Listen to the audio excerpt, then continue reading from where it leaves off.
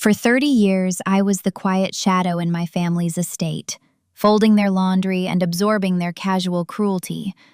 My husband, Thomas, and our son, Garrett, treated me like an embarrassing relic, an unpaid maid. They had no idea that while I cleaned their mess, I was documenting their corporate fraud. They thought they were preparing to divorce and ruin a helpless housewife, unaware that the quiet woman they humiliated was the majority shareholder reporting directly to the board of directors. To witness how a mother's silent observation turns into a devastating corporate reckoning, please subscribe, like, and comment. I need to know what happened. Who really holds the power when the master of the house is secretly the employee? The smell of lemon wax always lingered in the high-ceilinged dining room of the estate, mixing with the cold draft that came off the limestone fireplace. It was a sterile, expensive scent. I stood at the end of the long mahogany table, slowly running a soft flannel cloth over the heavy silver tea service my grandfather had given us for our wedding. The silver was heavily ornate, catching the pale morning light. It was the only object in this house that still belonged to my past. "Evelyn, make sure you do the salt cellars today," Mallory said, her voice floating down from the second-floor balcony before her heels clicked against the spiral staircase. She was 29, married to our son Garrett, and she had spent the last 2 years running the household as if she had personally paid for the bricks. "Thomas has invited 2 regional directors from the logistics division for dinner tonight, and you know how particular he is about the table settings. The last time there was a smudge on the gravy boat." "I am polishing the silver now, Mallory," I said quietly, not looking up from my work. My fingers were stiff, the skin dry and slightly gray from the metal polish, but my movements were steady, practiced over decades of keeping this family's surface clean. "And please, do something about that apron," Mallory added, stopping at the bottom of the stairs to adjust her designer silk blouse in the hallway mirror. "It looks so dated. If our guests see you walking around the kitchen looking like a 19th century housekeeper, it makes the family look unrefined. We have a reputation to maintain, especially with the board transition next month." "I'll change before they arrive," I murmured, my flannel cloth continuing its slow, rhythmic circles on the silver tray.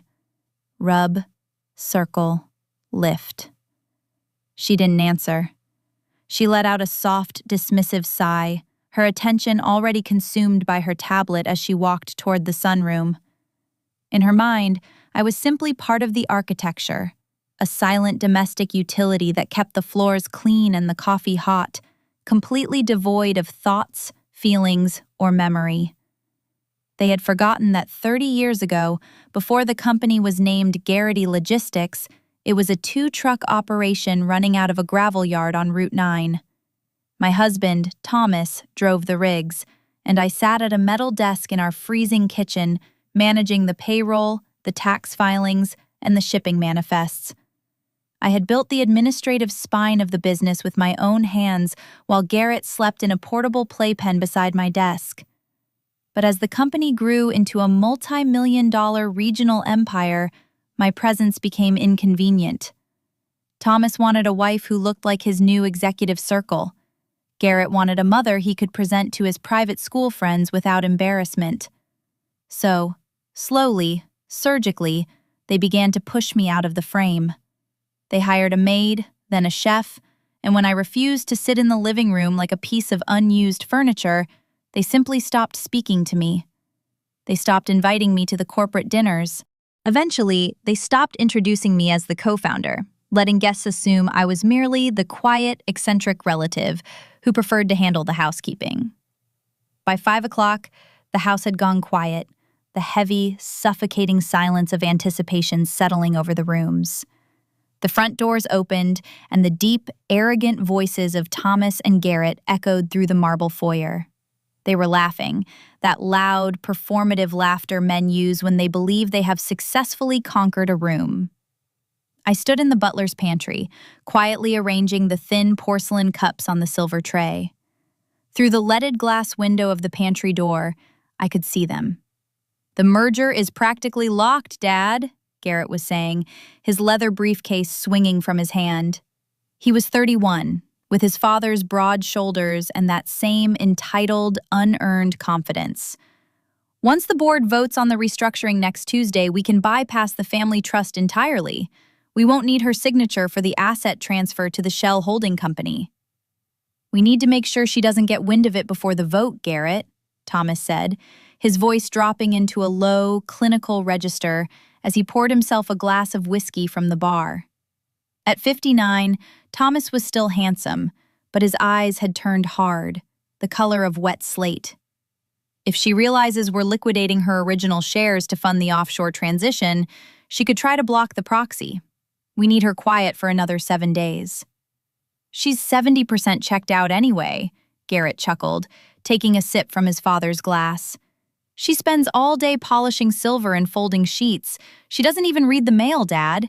She doesn't have the stomach for the business anymore." I stood in the darkness of the pantry, my hand resting on the heavy brass keys attached to my apron by a frayed red ribbon. They believed I was checked out. They believed my silence was the silence of a defeated, simple-minded housewife who had forgotten how to read a balance sheet. I reached into the deep pocket of my apron and pulled out a small, black, leather-bound notebook. It was a simple, unassuming ledger I had bought at the drugstore down the street. Inside, written in my neat, precise registrar's script, were the exact dates, times, and details of every corporate document Thomas and Garrett had brought home over the last 6 months. I had documented every whispered conversation in the sunroom, every deleted email they had printed on the home network, and every unauthorized asset transfer they had routed through the family's personal accounts. They thought they were preparing to file for a quiet divorce and strip a helpless woman of her life's work. They didn't know that as the co-founder and majority shareholder of Garrity Logistics, I was still legally the chairperson of the compliance committee. And my black notebook was the detailed operational audit that would lay their entire fraudulent empire bare before the board of directors next Tuesday morning. I closed the notebook, slid it back into my apron pocket, and picked up the silver tea service. "Coffee is served, gentlemen," I said, pushing the pantry door open with my shoulder, my face perfectly smooth, my voice carry the quiet, empty tone of a maid entering a room. "Evelyn, the salad forks are slightly misaligned on the left side of the setting," Mallory said, her voice dropping into that tight, supervisory tone she used when she wanted to assert her presence. She was standing at the threshold of the dining room, her arms crossed, watching me adjust the heavy linen napkins. "And please, make sure the water goblets are filled before they sit. Last time we had to ask you twice." "I will fill them, Mallory," I said. My fingers were cold against the starch of the linens, but my voice remained perfectly flat, carrying no hint of the heavy, rhythmic thrum of my heart. "Good. Arthur Pendleton and Charles Mercer are very traditional," she murmured, her eyes scanning the polished mahogany table for any microscopic imperfection. "They expect a certain level of presentation. Thomas says their votes are critical for the board meeting on Tuesday. We can't have any domestic distractions." I looked at the silver soup spoons I had polished just 3 hours ago. Mallory had no idea that the very linen napkins she was inspecting had been bought with my original stock dividends, or that Arthur Pendleton, the senior board member she was so desperate to impress, had once been a middle manager I hired myself in 1992. By 7 o'clock, the dining room was filled with the warm, golden light of the chandelier and the low, masculine rumble of corporate conversation. Thomas sat at the head of the table, his chest expanded, his face slightly flushed from his second glass of expensive Cabernet. Garrett sat on his right, leaning forward with an over-eager, predatory intensity that made him look exactly like his father did 20 years ago. "The offshore restructuring is the only logical step, Arthur," Thomas said, gesturing with his wine glass. The tax incentives alone will increase our quarterly margins by 14%. We're ready to execute the transition the moment the board signs off on Tuesday morning." Arthur Pendleton, a silver-haired man with heavy, aristocratic eyelids, took a slow sip of his wine. He looked at Thomas, then at Garrett. "It's a bold move, Thomas, but the board is going to require the signed authorization from the family trust. Evelyn's signature is still legally required to release the Class A shares for the transfer. Have you secured her proxy?" I stepped forward from the shadows of the sideboard, carrying the heavy silver gravy boat on a porcelain tray. I moved silently, my flat shoes making no sound on the Persian rug. "Oh, the proxy is a non-issue, Arthur," Thomas said, letting out a dry, dismissive laugh as he gestured for me to pour the gravy over his roast beef. He didn't look at my face. He merely watched the sauce cascade onto his plate. "Evelyn has delegated all trust decisions to me. She's focusing on her home projects these days. She doesn't really follow the corporate side anymore. The digital logistics era is a bit outside her wheelhouse." "Yes," Garrett chimed in, offering Charles Mercer a conspiratorial smile. "Mom's much happier keeping the estate running. She's old school like that. She prefers the quiet life."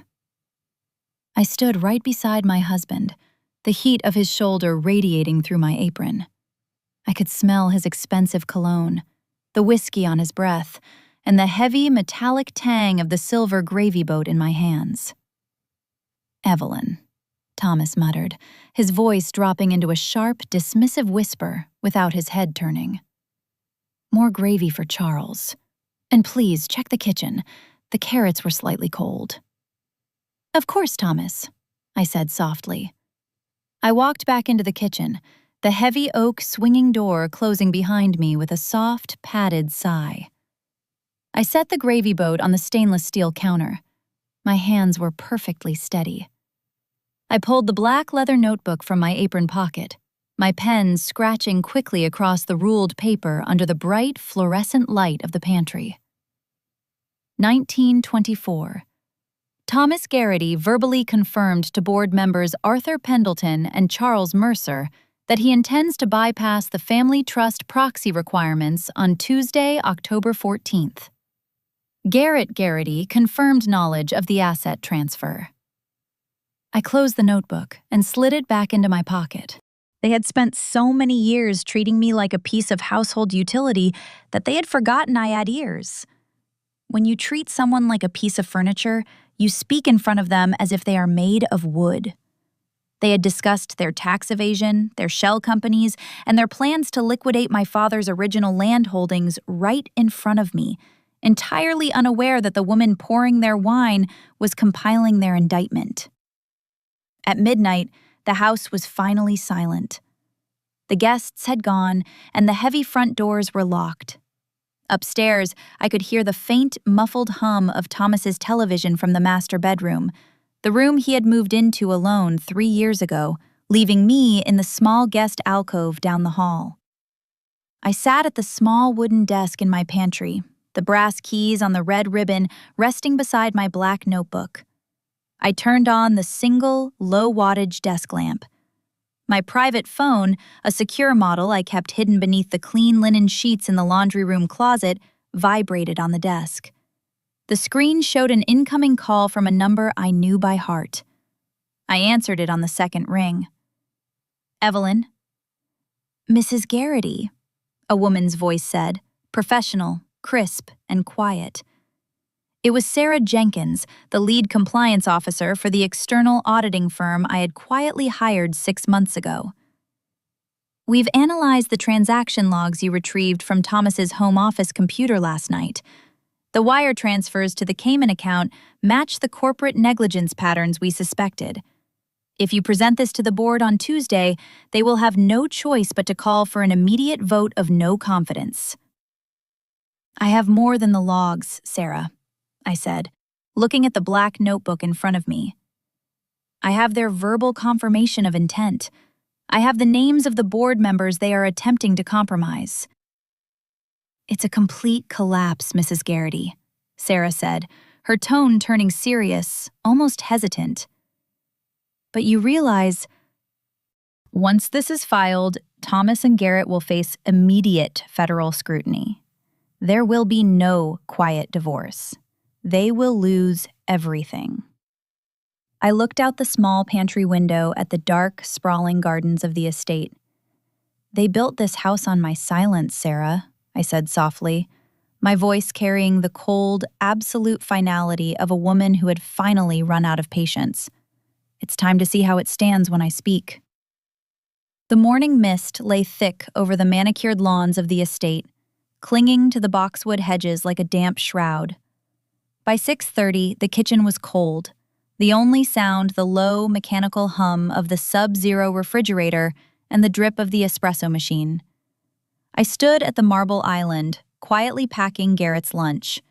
He was 31, but he still demanded his meals prepared and packed in a specific, insulated bag, a habit he had never outgrown from his private school days. Mallory swept into the kitchen, her cashmere robe trailing on the hardwood floor. She carried a delicate cream-colored lace dress over her arm, the silk lining dragging slightly. She dropped it onto the clean marble counter, right next to the cutting board where I was slicing apples. "Evelyn, this needs to be hand-washed in cold water," she said, not looking at my face as she poured herself a cup of black coffee.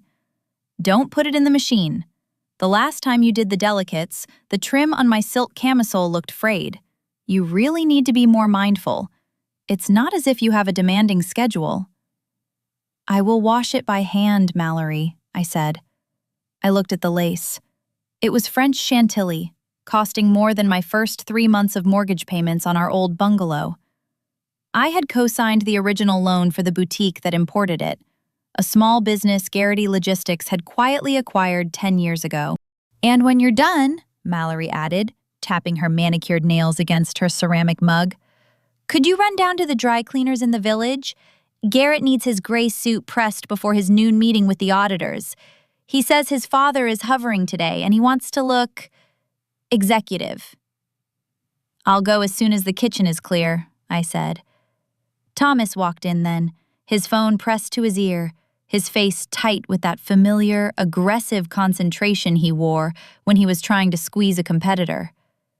He hung up with a sharp slide of his thumb and sat at the breakfast bar, looking past me toward the windows. "Evelyn," he said, his voice flat, carrying the cold, casual authority of a man addressing a long-serving employee. "My leather portfolio is in the back seat of the Mercedes. Go grab it for me. And check the mailbox at the end of the driveway. The bank was supposed to courier the final restructuring drafts this morning." "Of course, Thomas," I said. I wiped my hands on my apron, took the heavy brass keys from the red ribbon at my waist, and walked out into the cold morning air. The gravel of the driveway was wet, crunching softly beneath my worn walking shoes. The Mercedes sat in the 3-car garage, its silver paint immaculate, reflecting the dim gray light of the misty sky. I unlocked the heavy door, the scent of expensive leather and Thomas's heavy cologne immediately washing over me. The portfolio was on the back seat, a custom Italian leather case I had bought him for his 50th birthday. I picked it up, its weight substantial in my hands. I didn't return to the kitchen immediately. Instead, I carried the portfolio into the quiet, warm sanctuary of the laundry room, closing the door behind me. The scent of lavender detergent and warm steam was a relief from the cold hostility of the main house. I set the portfolio on the folding table. With practiced, silent movements, I unzipped the side pocket. Inside, tucked beneath the corporate tax returns and the board agendas, was a thick manila envelope sealed with red tape. It was addressed to Thomas's personal attorney. I carefully slid the document out.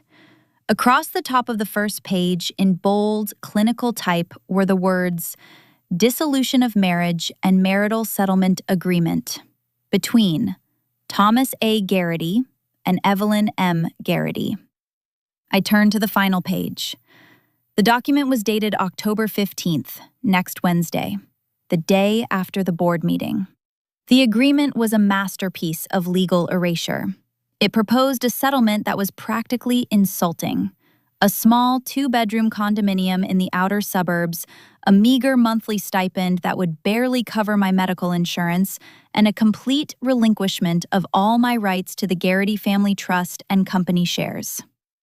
Attached to the back was an affidavit prepared by Thomas's lawyers, claiming that my contribution to the growth of Garrity Logistics was primarily domestic and non-compensable, and that my current cognitive state made me unfit to participate in the ongoing operational governance of the corporation. They weren't just trying to bypass my proxy. They were planning to declare me mentally incompetent, divorce me, and throw me out of my own home the moment they secured the board's vote on Tuesday morning. I stood in the warm laundry room, the papers shaking slightly in my hand.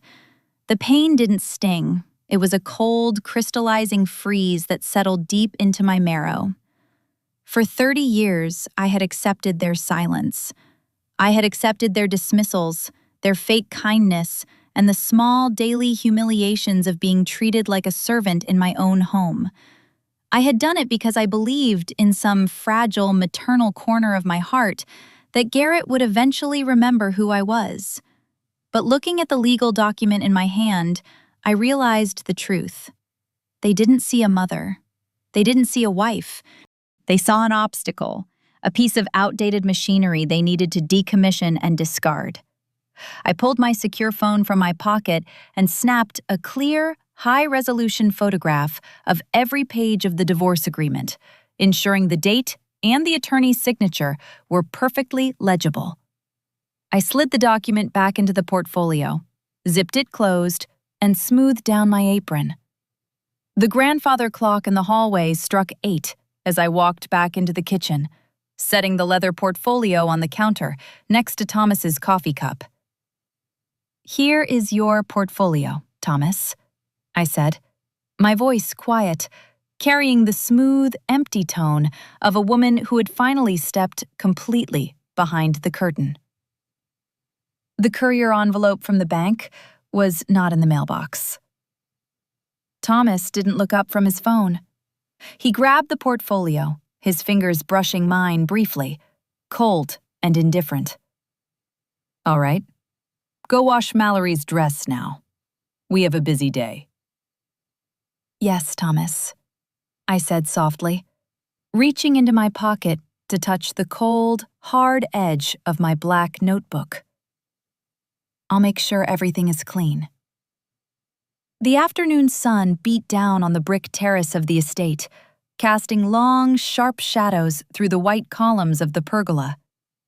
Mallory had organized a pre-merger tea for the executive spouses and a few retired board advisors, a quiet, high-society gathering designed to project stability and elegance before the upcoming Tuesday vote. I stood in the kitchen, my back aching with a dull, persistent heat, as I lifted a heavy, polished silver tray loaded with crystal champagne flutes and delicate plates of smoked salmon canapés. "Evelyn," Mallory whispered, cornering me in the butler's pantry just as I was about to push the door open. Her face was tight, her eyes darting toward the terrace where the guests were laughing. "When you go out there, please just set the tray on the stone table and slide back inside. Don't linger.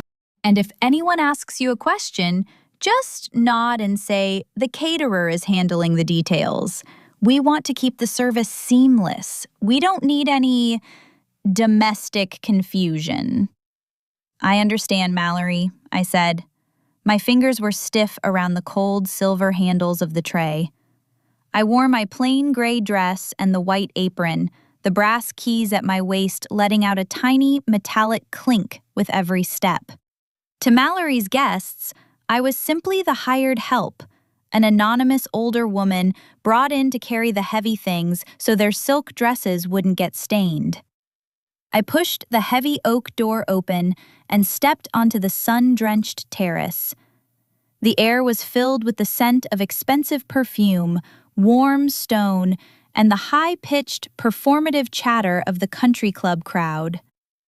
Thomas was standing near the balustrade, his arm casually slung around the shoulders of Franklin Hayes, a retired board advisor and one of our oldest friends.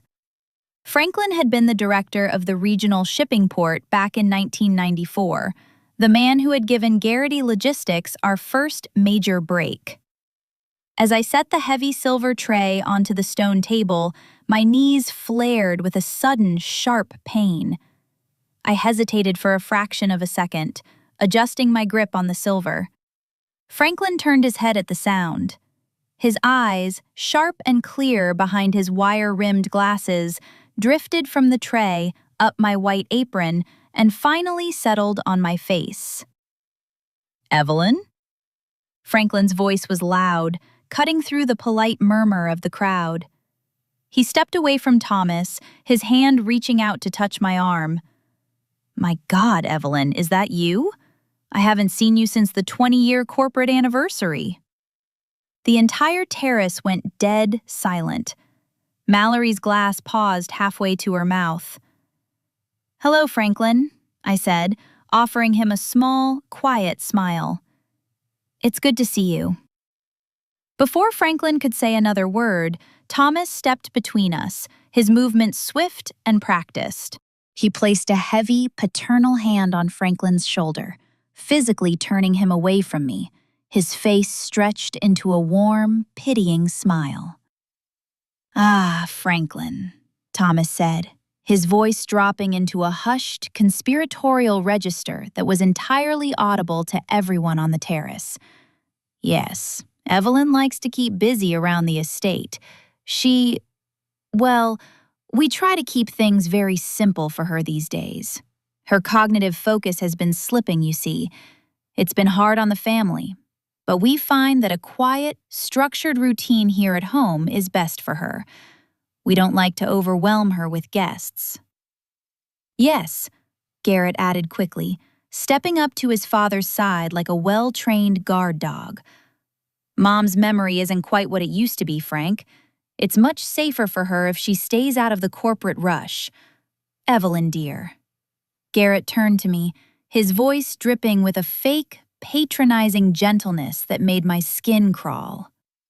"Why don't you head back to the kitchen and fetch some more ice? The champagne is getting warm." Franklin looked at me, his brow furrowing in a mixture of deep confusion and polite discomfort.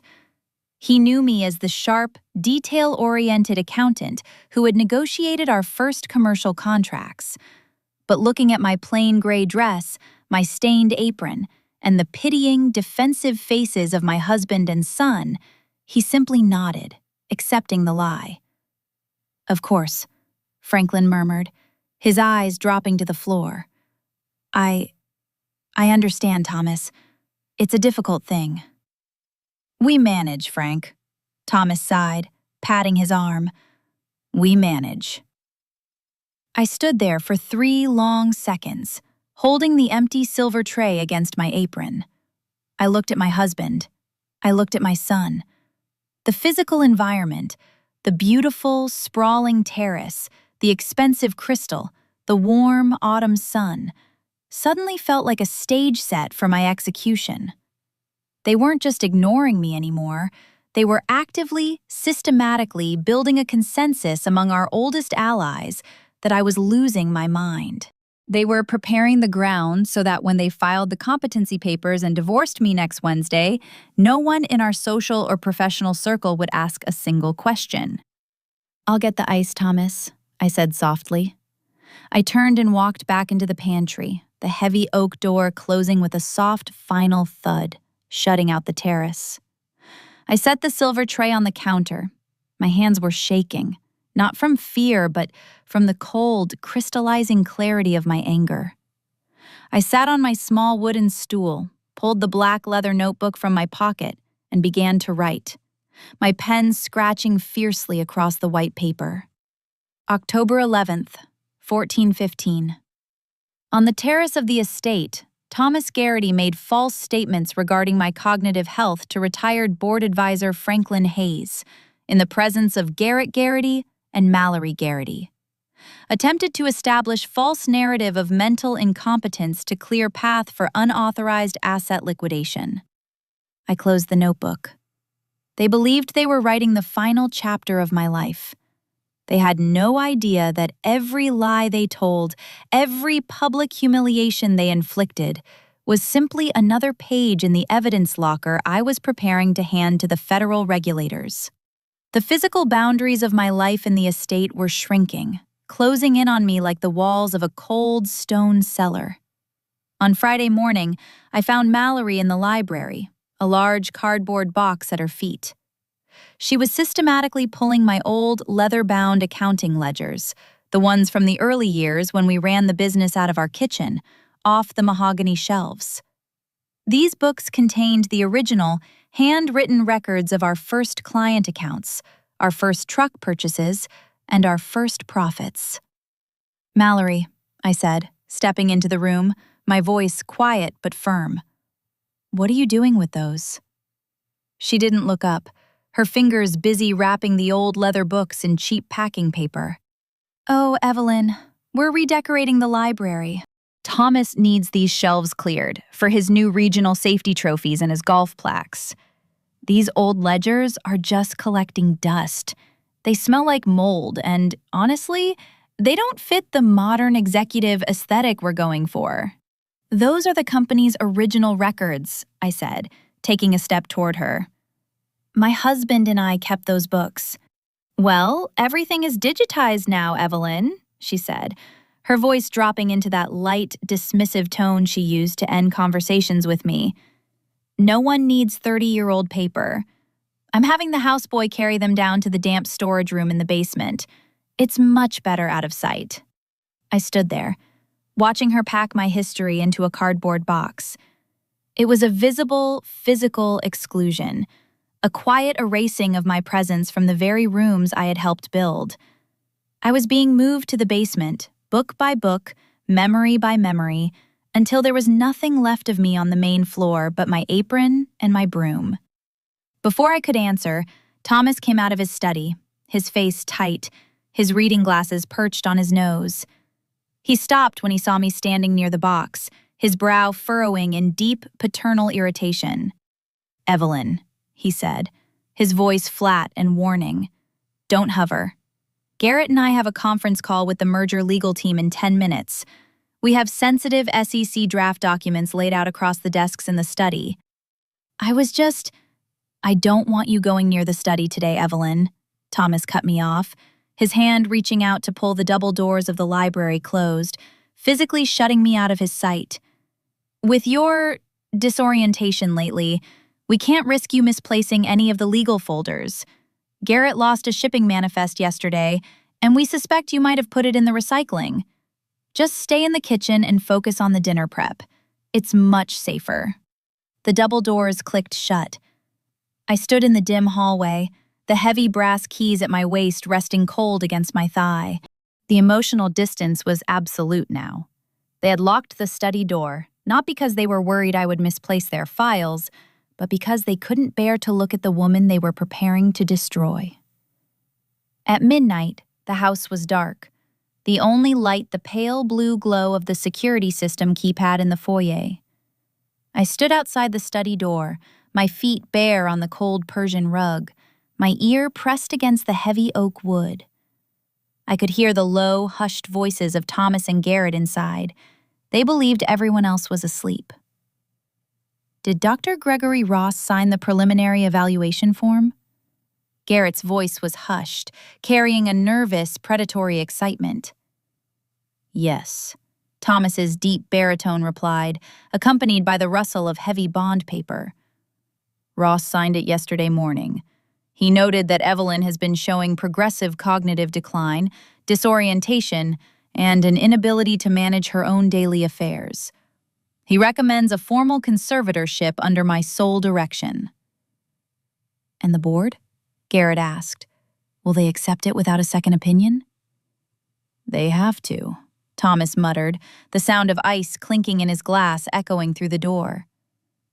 "Gregory Ross is a respected member of the country club and a personal friend of Arthur Pendleton.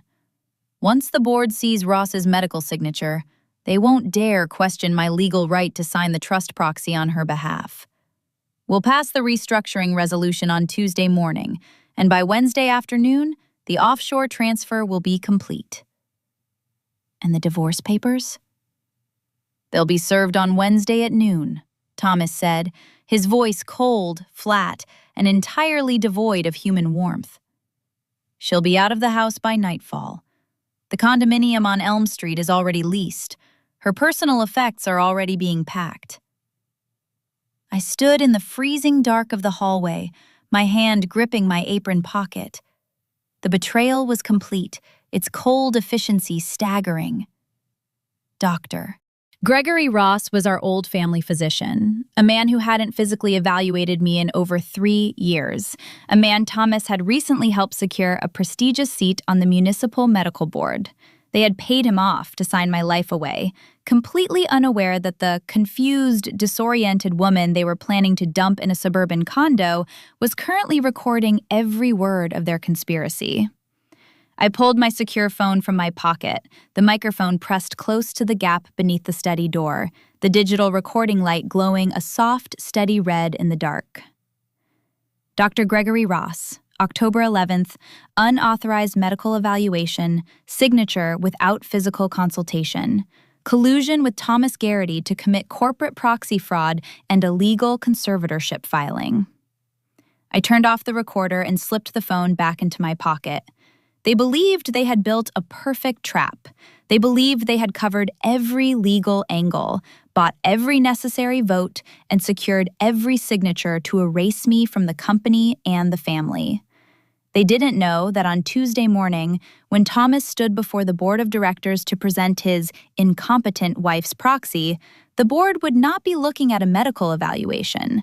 They would be looking at a federal compliance folder containing the digital recordings of their late-night conspiracies, the financial logs of their offshore tax evasion, and the signed affidavit of a very healthy, very wealthy chairperson.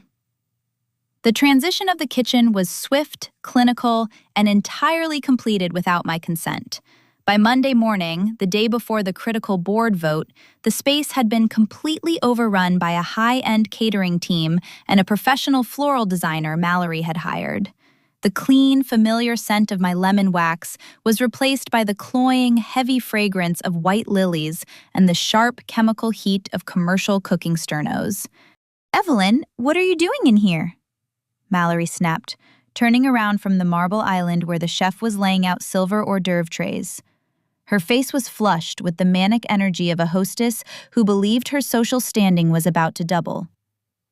"I told you, the staff needs the kitchen entirely to themselves today. You're getting in the way of the prep, and frankly, the sight of you in that old apron is just distracting." "I was just preparing the coffee for Thomas's morning meeting," I said quietly, holding my old ceramic mug. "We have a professional espresso station set up in the sunroom, Evelyn," she sighed, waving her hand toward the basement door. "Please, just go down to the laundry room and stay there. I've told the catering supervisor that you're not to be disturbed, and more importantly, they don't need you hovering.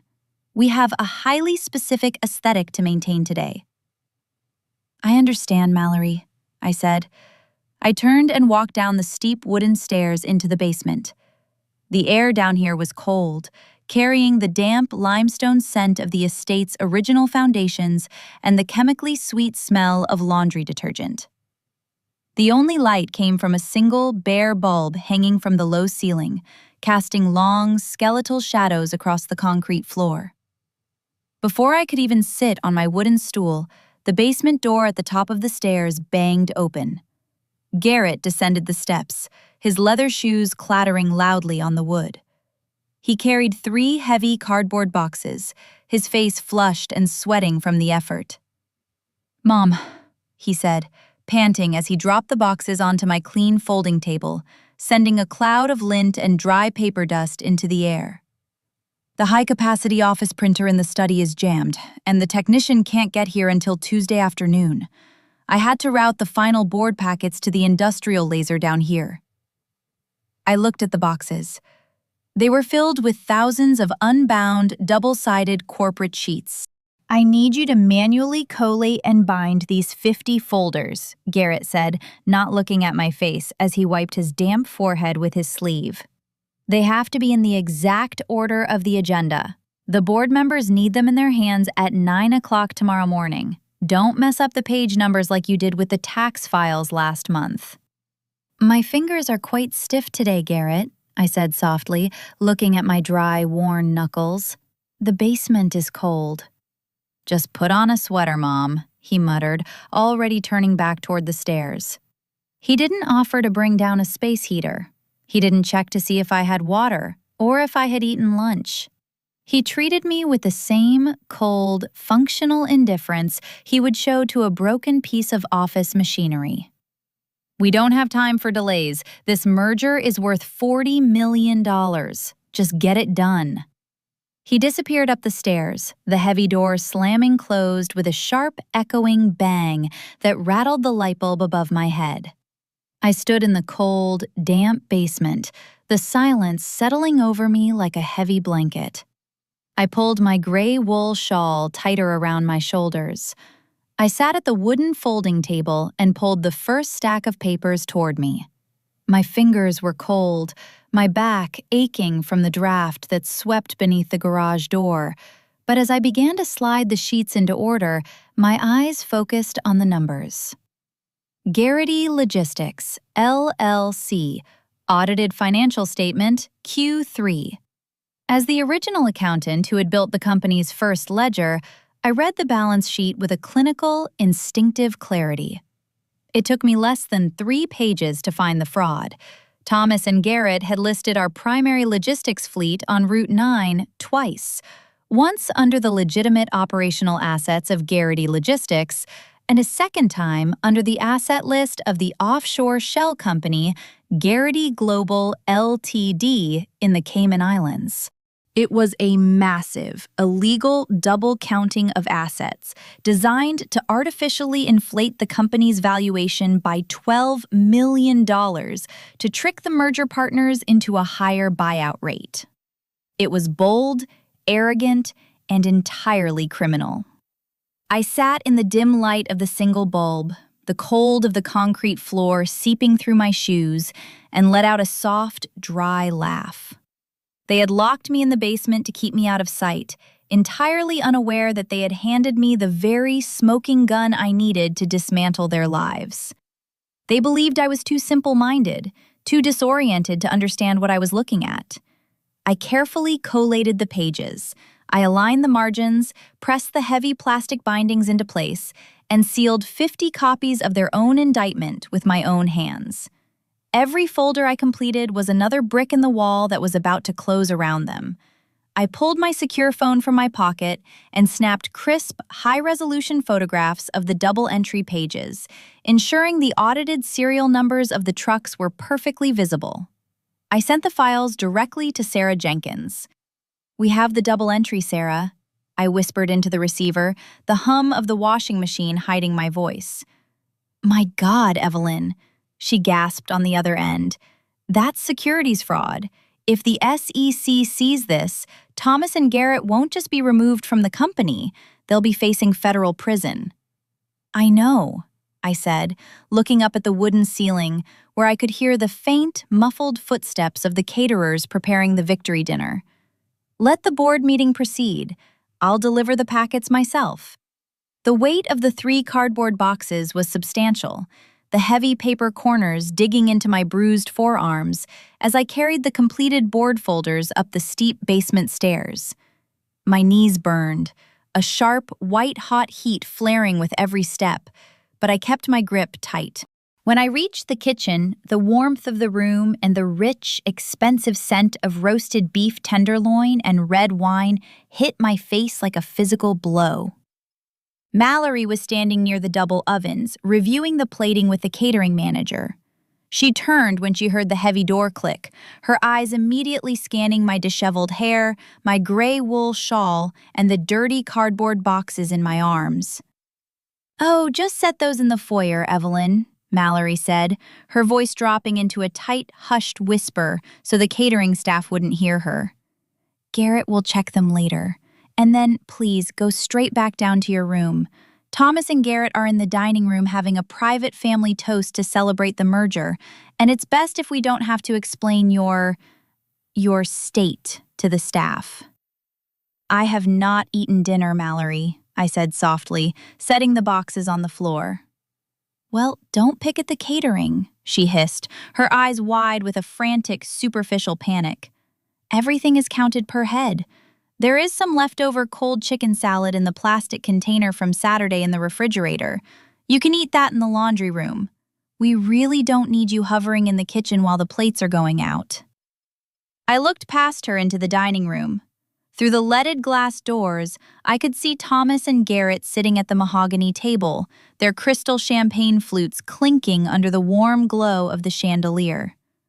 They were laughing, their faces flushed with the absolute confidence of men who believed they had successfully conquered their world. They were celebrating their victory with the very folders I had just carried up from the cold basement. I walked over to the commercial refrigerator, my movements slow and deliberate.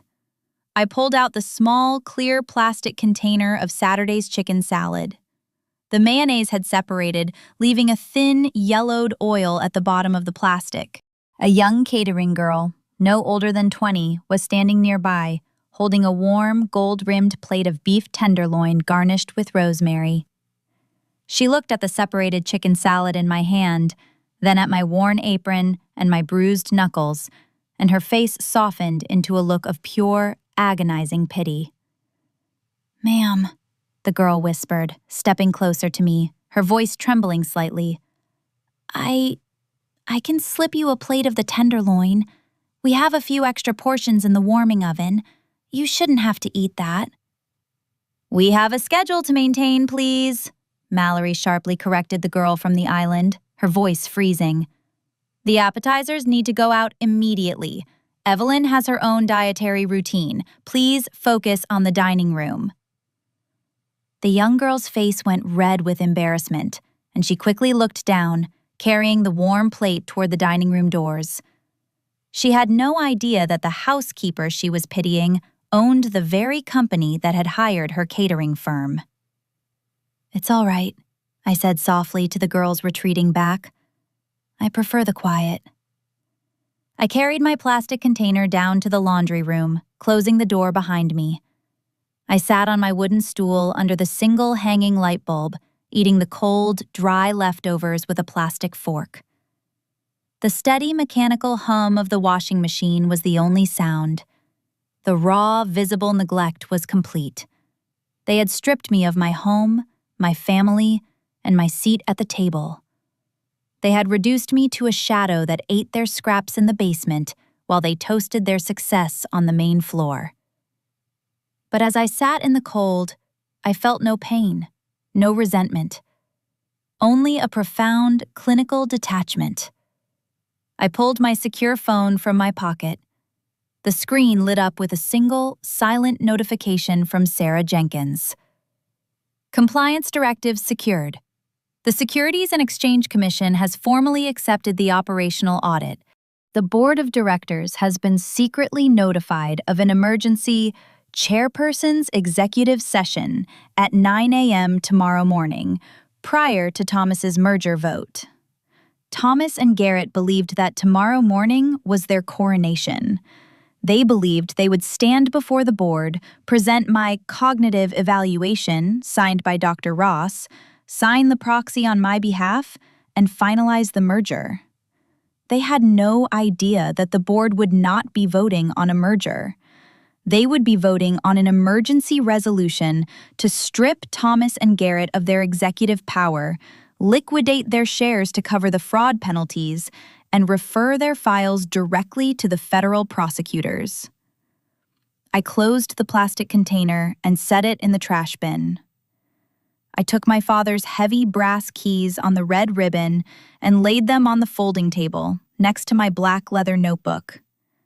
I polished the silver keys one last time with my apron, tracing the deep, stamped letters of the company's original name, Garrity Logistics.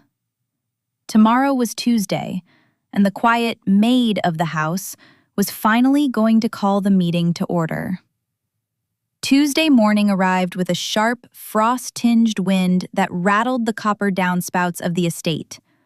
By 7:30, the quiet sanctuary of my basement laundry room was shattered by the frantic, heavy running of feet on the hardwood floors upstairs. A door slammed.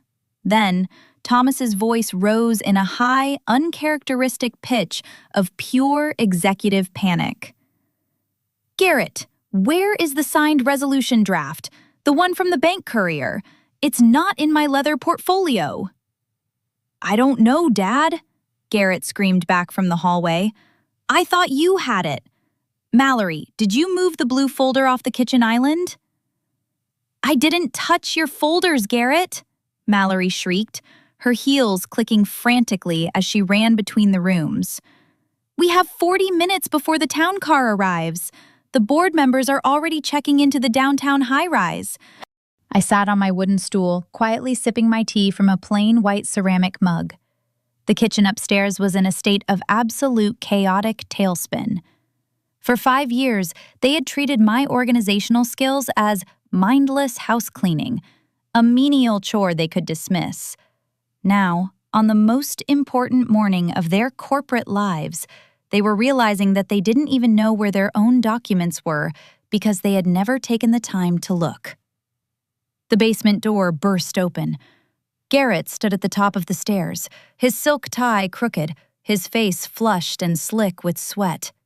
"Mom," he panted, his voice dropping into a desperate, pleading tone as he ran down the steps. "The Appendix C folders, the ones you bound last night. I only count 49 in the foyer. Where's the 50th copy? The one for Arthur Pendleton? We can't have a board member sitting without a packet." "It is on the 3rd shelf of the pantry, Garrett," I said, my voice calm, steady, and entirely devoid of their frantic energy. "In the black leather case. I put it there so the caterers wouldn't get grease on the cover." "The pantry. Right. Thank God," he gasped, already turning to scramble back up the stairs. Before he could reach the door, Thomas appeared at the threshold, his charcoal suit jacket on, but his forehead was wet, his hands shaking as he adjusted his gold cufflinks. He looked at me, his eyes wide with a mixture of anger and absolute, terrifying dependency. "Evelyn," Thomas said, his voice carrying a sharp, defensive edge. "We need you to come with us in the town car. Now. Get your gray wool coat." "The board meeting is a private corporate matter, Thomas," I said, taking a slow sip of my tea. "You told me yesterday I didn't have the cognitive focus for it." "It's just a formality, Evelyn," Thomas hissed, stepping down the stairs, his boots heavy on the wood. He was trying to project his usual authority, but the tremor in his hands betrayed him. "We need you to physically sign the trust release before the board sits at 9.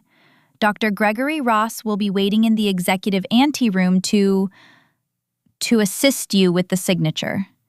It's just a standard operational procedure. We'll be in and out in 10 minutes. He was lying, and we both knew it. He needed my physical presence in that room to execute the fraudulent proxy.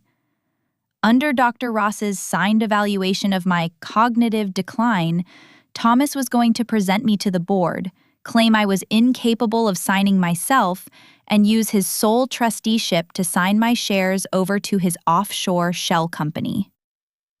"I see," I said softly. I set my ceramic mug on the folding table. I rose slowly, my knees stiff, and put on my simple gray wool coat. I reached onto the table and took the heavy brass keys on the red ribbon, sliding them into my pocket alongside my black leather notebook. "Let's go, Thomas," I said.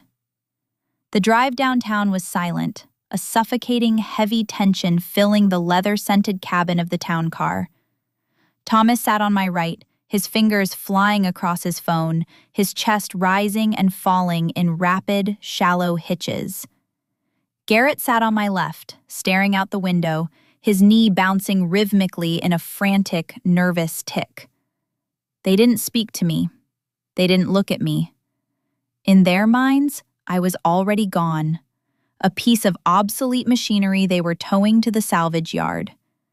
They were completely, utterly dependent on my physical body to complete their $40 million theft, entirely unaware that the woman sitting silently between them was the architect of their imminent arrest. We arrived at the Garrity Logistics high-rise at 8:45. The glass and steel tower rose 30 stories into the gray, misty sky, its polished facade reflecting the cold morning light. As we stepped into the lobby, the security guards stood at attention, nodding respectfully to Thomas. "Mr. Garrity! Morning, sir." "Morning, Carl," Thomas muttered, his head held high, his chest expanded as he walked toward the private executive elevator. He felt like a king. He believed that within an hour, he would own the company, the family trust, and the estate, free of the old woman who had built them. The elevator doors closed with a soft, expensive hiss, and we began our silent, rapid ascent to the 30th floor. I looked at the brass keys in my hand, my fingers tracing the cold, stamped letters of the company's name. The power imbalance had shifted completely, but as the elevator climbed, the tension in my chest settled into a cold, diamond-hard resolve. They had spent 30 years trying to make me invisible, and in 5 minutes, they were going to realize that the shadow had finally stepped into the light. The executive anteroom on the 30th floor was a temple of brushed steel and glass, offering a panoramic, misty view of the shipping docks far below on the river. Dr. Gregory Ross was waiting for us.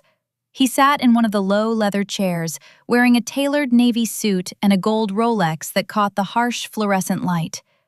He was our family physician, a man who had spent 30 years attending our country club dinners and accepting Thomas's help with his medical board nominations. "Evelyn, my dear," Dr. Ross said, rising quickly with a warm, oily smile that didn't reach his eyes. He stepped toward me, his hands extended in a gesture of paternal concern. "How are we feeling today? A bit tired? A bit disoriented from the drive?" "I am perfectly well, Gregory," I said, my voice quiet, my hands resting in the pockets of my gray wool coat. Of course," he murmured, his tone dropping into that soft, patronizing register he used with children and the elderly. He opened a leather folder on the glass table, revealing 3 copies of the trust release form. "We just have a few simple documents to sign today, Evelyn, just to make things easier for you. Thomas and Garrett are going to handle the stressful business decisions from now on, so you can focus on your recovery." Thomas stepped forward, pulling his heavy gold pen from his pocket and sliding it toward my hand. His face was pale, a thin line of sweat glistening near his temple, his eyes drilling into mine with a silent, desperate warning. "Sign here, Evelyn," Thomas said, his voice carrying a sharp, hushed authority. "Just the 3 signature lines. The board is already sitting in the next room." I looked at the gold pen. I looked at the signature lines on the paper, where my name had been printed beneath the title, Evelyn M. Garrity, Trustee. "No, Gregory," I said, setting the gold pen down on the glass table. "I am not going to sign this here." Thomas's face went entirely dark. He took a step closer, his body blocking Dr. Ross from view as he grabbed my upper arm. His grip was tight, the pressure of his fingers painful through my wool coat. He leaned down, his breath hot against my ear, his voice a low, venomous hiss. "Evelyn," Thomas whispered, "you will sign the papers. Now. If you make a scene in front of the board, I will have the security guards escort you to the county medical facility immediately. Dr. Ross has already signed the emergency holds. Don't do this. You have nothing." It was the ultimate, raw projection of his cruelty. He believed that his threat of a medical facility would break me, that the fear of being locked away would make me compliant. He still believed he was the master of the house, entirely unaware that the trap had already been sprung. I pulled my arm back, my movements slow and deliberate. I looked at my husband, tracing the sharp, selfish lines of his face, seeing the man who had spent 30 years trying to erase my existence. "The board of directors is waiting, Thomas," I said, my voice steady, carrying no trace of fear. "Let's not keep them." I didn't wait for his permission. I turned, pushed the heavy glass door of the boardroom open, and walked inside.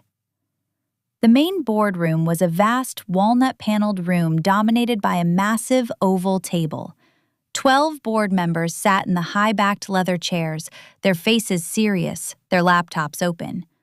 Arthur Pendleton sat at the center of the table, his silver hair catching the light. Charles Mercer sat on his left, a stack of the bound financial folders I had assembled in the basement resting in front of him. As I entered, the board members rose quickly, their faces showing a mixture of surprise and profound confusion. They had been told by Thomas that I was bedridden, suffering from advanced cognitive decline. "Evelyn," Arthur Pendleton said, stepping forward, his brow furrowing as he looked at my gray coat, my calm face, and the black leather notebook in my hand. We were told you weren't well enough to attend the session." Thomas and Garrett rushed into the room behind me, their faces pale, their breathing shallow and panicked. They tried to position themselves on either side of me, their movements frantic, desperate to maintain the illusion of their protective custody. "Arthur, please," Thomas said, his voice rising in a pitch of forced, hysterical concern as he reached for my arm. She's had a very difficult morning. She insisted on coming, but she's highly disoriented. We just need to execute the trust proxy quietly in the anteroom." "I am not disoriented, Thomas," I said, my voice carrying a quiet, resonant authority that cut through his panic like a knife. I walked to the head of the table, pulling my father's heavy brass keys from my pocket and placing them onto the polished wood with a sharp, echoing clack. I opened my black leather notebook and laid it beside the keys. "Gentlemen," I said, looking around the table at the 12 men who held the stock of the company I had founded. "This meeting of the Garrity Logistics Compliance Committee is now in session. I am Evelyn Garrity, co-founder and majority shareholder, and we have some corporate fraud to discuss." "Arthur, you cannot listen to this." Thomas's voice rose in a desperate, cracked screech that shattered the pristine, glass-walled silence of the boardroom. He turned to the 12 board members, his face a dark, dangerous purple, his hands clawing at the mahogany table. "Look at her! She's sick! Dr. Ross, get in here! Tell them!" Dr. Gregory Ross stepped into the boardroom, his tailored suit jacket open, his gold Rolex catching the light. But he didn't look like a confident country club doctor anymore. He was pale, his breathing rapid, his eyes darting to the secure phone in my hand with a look of pure, terrified realization. "Yes, Arthur," Dr. Ross stammered, his voice shaking slightly as he addressed the senior board member.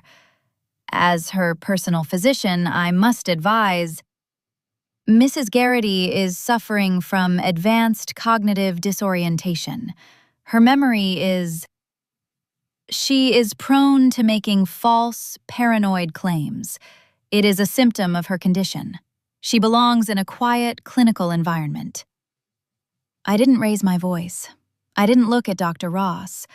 I looked directly at Arthur Pendleton. "Arthur," I said, my voice carrying a quiet, clinical clarity. "When we hired you as our junior auditor in 1992, you were a man who prided himself on finding the discrepancies other people missed. Please open your board packet to page 48, the Appendix C folders I manually bound in my basement laundry room last night." Arthur Pendleton looked at me, his face pale, his brow furrowing. Slowly, Almost reluctantly, he opened the thick, black-bound folder in front of him. Charles Mercer and the other 10 board members followed his lead, the quiet, rhythmic rustle of paper filling the room. "The Route 9 logistics fleet," I said, pointing to the column of figures on my own page. "It is listed on page 48 as an asset of Garrity Logistics, LLC.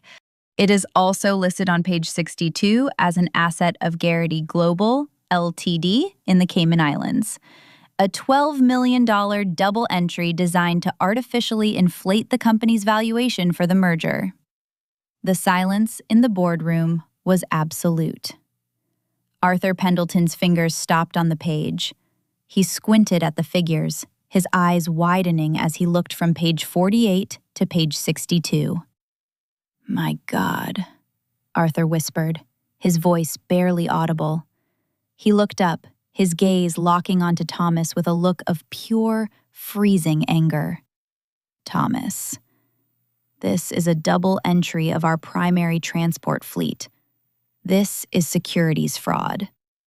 "No, Arthur, it's a clerical error," Garrett shouted, stepping forward, his voice cracking with a frantic, childlike terror. "The auditors, they must have misfiled the registry. My mother, she must have swapped the pages in the basement." "And this clerical error," I said, pulling the printed sheets of the draft divorce agreement from my leather folder and sliding them across the polished walnut table toward Arthur, "was to be followed by this document, the dissolution of marriage drafted by Thomas's personal attorney, dated tomorrow, October 15th. Arthur Pendleton picked up the document.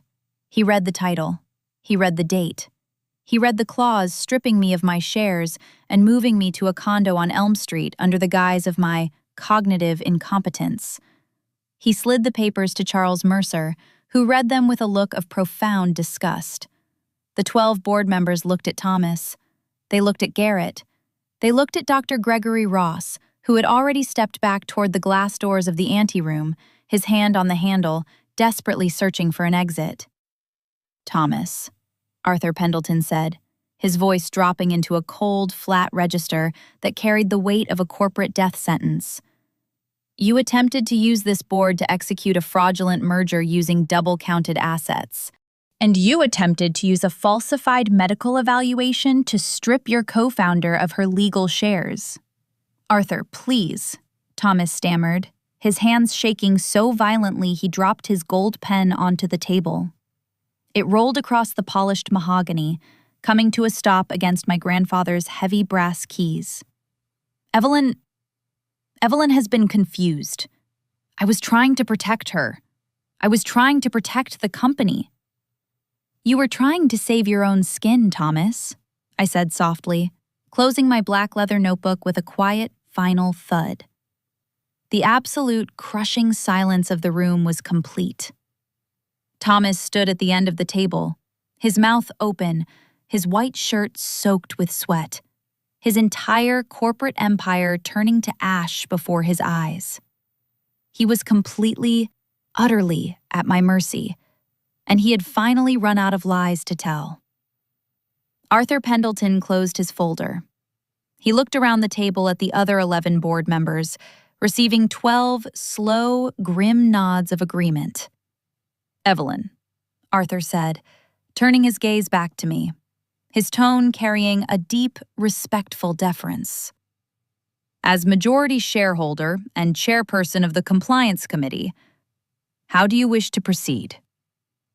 "Arthur," I said, my voice quiet, cutting through the heavy administrative silence of the boardroom. "Garrity Logistics will not proceed with the merger. The double-counted assets will be corrected on our public ledger immediately, and we will remain a private, family-owned entity." Arthur Pendleton nodded slowly, his eyes fixed on the manila envelope of the divorce agreement. "And the executive leadership, Evelyn?" "I am calling for the immediate, voluntary resignation of Thomas Garrity as Chief Executive Officer and Garrett Garrity as Chief Operating Officer, effective at noon today," I said, looking at my husband. Their corporate shares will be absorbed by the family trust, which I will manage as sole trustee. They will have no voting rights, no executive authority, and no access to the corporate accounts. Thomas let out a low, strangled gasp, his face turning a sickly ash gray. He reached out to grab the back of his leather chair to keep his balance. "Evelyn, please, you're destroying the family. You're destroying everything we built." "If they refuse to sign the resignations and the trust transfers by 12 o'clock, I continued, ignoring his pleading entirely as I looked back at Arthur, "the federal compliance logs and the recorded audio of their securities fraud will be delivered directly to the Securities and Exchange Commission by 2 o'clock this afternoon. I believe the federal prosecutors will find the double entry of our Route 9 fleet very interesting." Arthur Pendleton didn't hesitate. He looked around the table at the other 11 board members. "All in favor of the chairperson's resolution?" 12 hands went up instantly. The speed of corporate abandonment was breathtaking. In the face of federal prison and financial ruin, Thomas's board allies evaporated in a matter of seconds, leaving him and Garrett standing alone at the end of the table like shipwrecked survivors. "Resolution passed," Arthur said, signing the executive order with a sharp click of his pen. He rose, packing his laptop into his leather case. "Thomas, Garrett, I suggest you sign the trust transfers before noon. Evelyn, we will wait for your directive regarding the new board appointments." The board members filed out of the room in a quiet, solemn procession, not one of them offering Thomas a hand or a word of farewell. Dr. Gregory Ross had already vanished, leaving his gold Rolex and his leather folder behind on the anteroom table.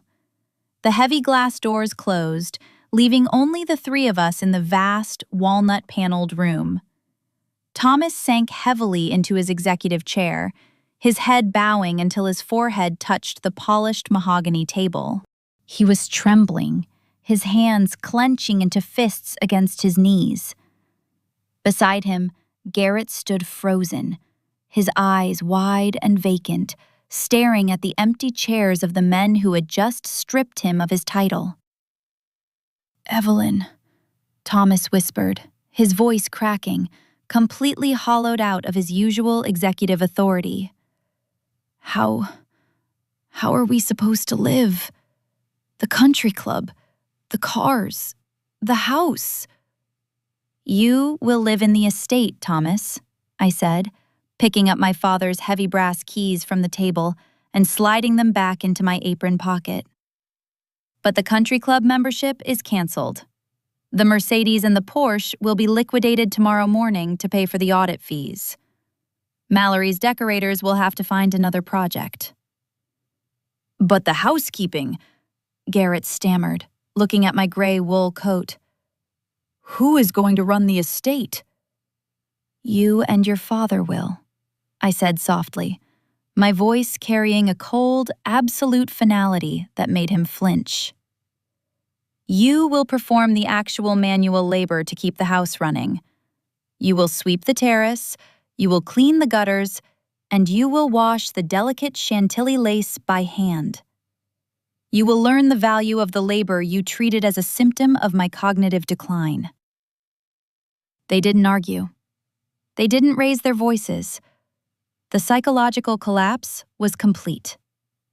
They had spent 30 years treating me like a servant, and now they were going to spend the rest of their lives earning their keep in my house. The drive back to the estate in the town car was silent. Thomas and Garrett sat huddled together in the back seat, their heads bowed, looking like two defeated prisoners being transported to a cell. I sat in the front seat next to the driver, my eyes fixed on the misty gray highway ahead. When we arrived at the house at 1 o'clock, Mallory was waiting for us in the sunroom.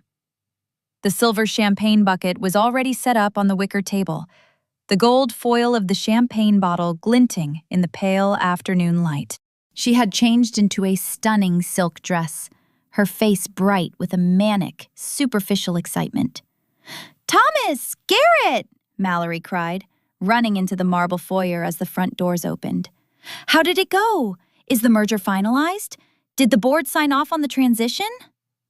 She stopped when she saw their faces. Thomas didn't look at her. He walked past her without a word, his boots dragging heavily on the marble floor as he headed toward his study to begin packing his personal papers. Garrett followed him, his head bowed, his shoulders slumped in a posture of complete, devastating defeat. Mallory turned to me, her hand pressing against her silk collar, her face going entirely white. "Evelyn, what's happening? Why are they looking like that?" I walked past her, my movements slow and deliberate. I took the black leather notebook from my pocket and laid it on the marble island, next to the silver champagne bucket. "The merger is dead, Mallory," I said, my voice carrying the quiet, flat tone of a woman who had finally reclaimed her world. "And Thomas is no longer the CEO. Please take the champagne back to the kitchen. It's a very busy afternoon, and we have some laundry to do." On Wednesday morning, the sun broke through the gray valley mist, bathing the brick terrace of the estate in a cold, clear light. Thomas, Garrett, and Mallory stood in the marble foyer, surrounded by cardboard boxes. But the moving trucks parked in the driveway weren't there to carry my things to a suburban condo. They were unloading simple, sturdy wooden furniture, boxes of old books, and medical therapy equipment. Mallory stared out the double glass doors, her hands trembling as she clutched her silk robe. "Evelyn, what is this? Why are they bringing those hospital beds into the sunroom? Who is moving in here?" I stood at the bottom of the spiral staircase, wearing my plain gray dress and my white apron. I held my black leather notebook in one hand and my grandfather's heavy brass keys on the red ribbon in the other. "The Garrity Family Trust has formally leased this estate to the Garrity Foundation, Mallory," I said, my voice quiet, carrying the smooth, absolute authority of a woman who had finally rewritten her family's future.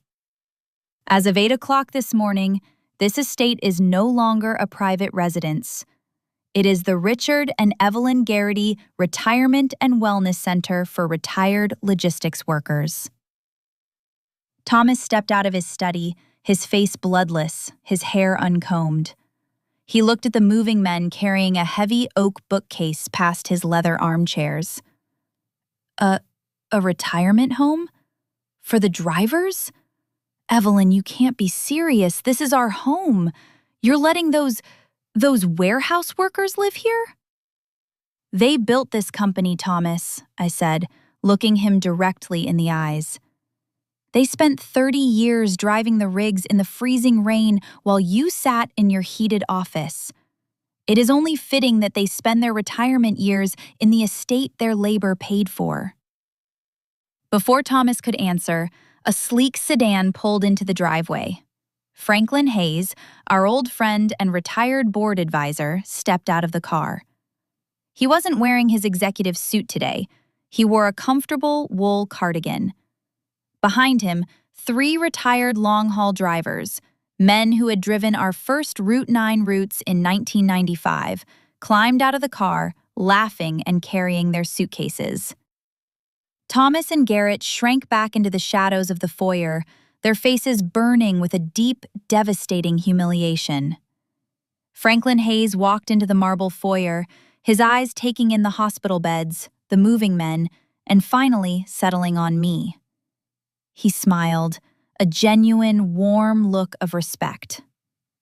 "Evelyn," Franklin said, taking my hand, "it's a beautiful thing you've done here. Richard would be proud." "Thank you, Franklin," I said. "Please, make yourself at home. The library is completely cleared for your chess games." I turned back to my husband and my son.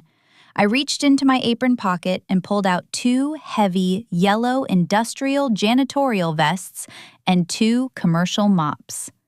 I laid them on the marble floor at Thomas's feet. Your employment contracts with the Garrity Foundation are on the kitchen counter, I said softly, my voice carrying the cold, absolute finality of a master addressing her staff. You will receive a modest entry-level wage. Thomas, you are in charge of the groundskeeping and the terrace maintenance. Garrett, you will handle the hallway sweeping and the bathroom sanitation. If your work does not meet the foundation's standards, I will have the board terminate your contracts, and you can find your own lodging on Elm Street. Thomas stared at the yellow vest on the marble floor. He looked at Franklin Hayes, who was quietly watching him from the library door. For 30 years, Thomas had looked down on the men who drove his trucks. Now, he was going to spend the rest of his life sweeping the floors beneath their feet. With a slow, trembling hand, Thomas reached down and picked up the yellow vest. He slid his arms into the plastic mesh, his head bowing in a posture of complete, absolute submission. Garrett followed his lead, his face wet with tears of pure, shattered pride as he took the mop. I turned to Mallory, who was standing frozen near the silver champagne bucket. Mallory, I said, handing her the heavy laundry basket filled with dirty kitchen linens.